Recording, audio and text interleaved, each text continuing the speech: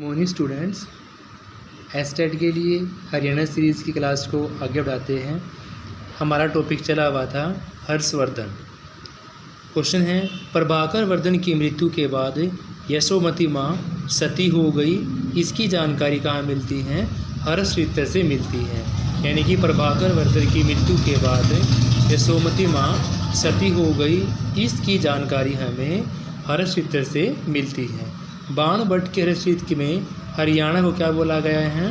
बाणभट्ट की हर्षचरित्र में हरियाणा को श्रीकंठ जनपद और कुरुक्षेत्र को श्रीकंठ जनपद कहा गया है। बाणभट्ट की हर्षचरित्र में हरियाणा को श्रीकंठ जनपद और कुरुक्षेत्र को श्रीकंठ जनपद कहा गया। किसको? हरियाणा को और कुरुक्षेत्र को। हर्षवर्धन की रचना है रत्नावली, नागानंद और प्रियदर्शिका। हर्षवर्धन की रचना कौन कौन सी है? रत्नावली है, नागानंद है और है आपकी प्रियदर्शिका थी।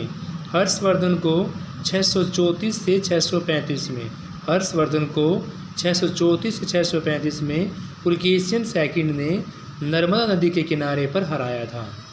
हर्षवर्धन को किसने हराया था? पुलकेशियन सेकंड ने। कहाँ? नर्मदा नदी के किनारे पर 634 से 635 में। इसकी जानकारी हमें ऐहोल अभिलेख से मिलती है। यानी हर्षवर्धन को 634 से 35 में पुलकेशियन सेकंड ने नर्मदा नदी के किनारे पर हराया था और इसकी जानकारी हमें ऐहोल अभिलेख से मिलती है।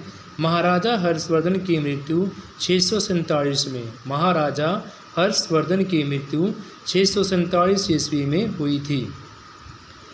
हर्षवर्धन के समय हूण जाति सबसे ज़्यादा आक्रमण करती थी। यानी बात करते हैं हर्षवर्धन के समय कौन सी जाति सबसे ज़्यादा आक्रमण करती थी? तो हर्षवर्धन के समय हूण जाति। कौन सी जाति? हूण जाति सबसे ज़्यादा आक्रमण करती थी। महाराजा हर्षवर्धन के बाद गुर्जर प्रतिहार वंश आया था। महाराजा हर्षवर्धन के बाद गुर्जर प्रतिहार वंश आया।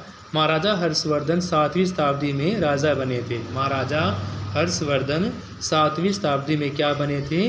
राजा बने थे। कुंभ के मेले की शुरुआत महाराजा हर्षवर्धन ने ही की थी। क्वेश्चन ये आए, कुंभ के मेले की शुरुआत किसके द्वारा की गई थी? तो कुंभ के मेले की शुरुआत महाराजा हर्षवर्धन के द्वारा ही की गई थी। हर्षवर्धन ने थानेश्वर को 7वीं शताब्दी में राजधानी बनाया। हर्षवर्धन ने थानेश्वर को 7वीं शताब्दी में क्या बनाया? राजधानी बनाया।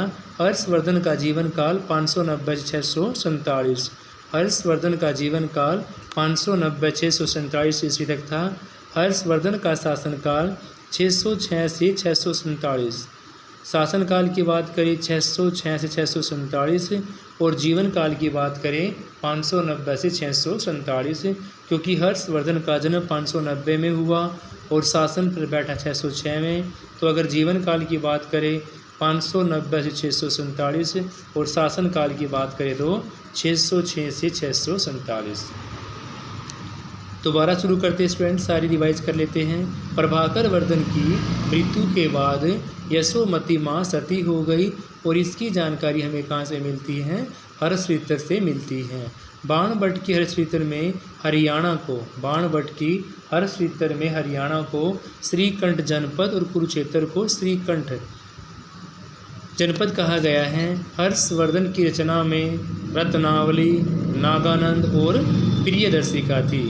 हर्षवर्धन को 634-35 में हर्षवर्धन को 634 और 35 में पुलकेशियन सेकंड ने नर्मदा नदी के किनारे पर हराया था।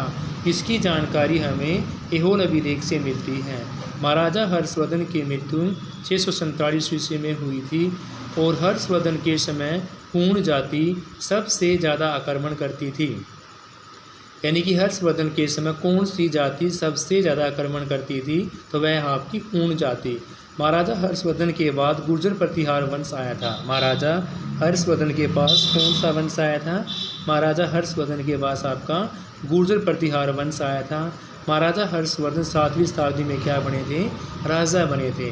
महाराजा हर्षवर्धन 7वीं शताब्दी में राजा बने थे। कुंभ के मेले की शुरुआत भी हर्षवर्धन जी के द्वारा ही की गई थी। हर्षवर्धन ने थानेश्वर को 7वीं शताब्दी में क्या बनाया? राजधानी बनाया। हर्षवर्धन का जीवन काल 590 से 627 तक था। हर्षवर्धन का शासन काल की बात करें तो 606 से 627 तक रहा स्टूडेंट्स।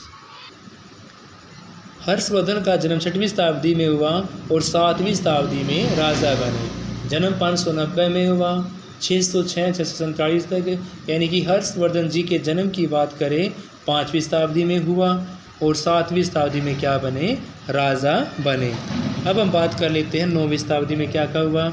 अग्रोहा हिसार से हमें संगीत के 7 स्वर के अवशेष मिले हैं। संगीत के 7 स्वर के अवशेष कहाँ से मिले हैं? 9वीं शताब्दी में अग्रोहा हिसार से हमें संगीत के 7 स्वर के अवशेष मिले हैं। अग्रोहा हिसार से। यहाँ से हमें शास्त्रीय संगीत के साक्ष्य भी मिले हैं स्टूडेंट्स। यहाँ से क्या मिला हमें? यहाँ से हमें शास्त्रीय संगीत के साक्ष्य भी मिले हैं। मृदभांड मिट्टी के बर्तन हैं जो हर घर में प्रयोग किए जाते हैं। मृदभांड मिट्टी के बर्तन हैं जो हर घर में प्रयोग किए जाते हैं। अग्रोहा से मिले। कहाँ से मिले स्टूडेंट्स? ये अग्रोहा से मिले हैं। इन पर संगीत के स्वर लिखे थे। 9वीं शताब्दी में हरियाणा के हर घर में संगीत में फैल गया था। फिर आपका 11वीं शताब्दी।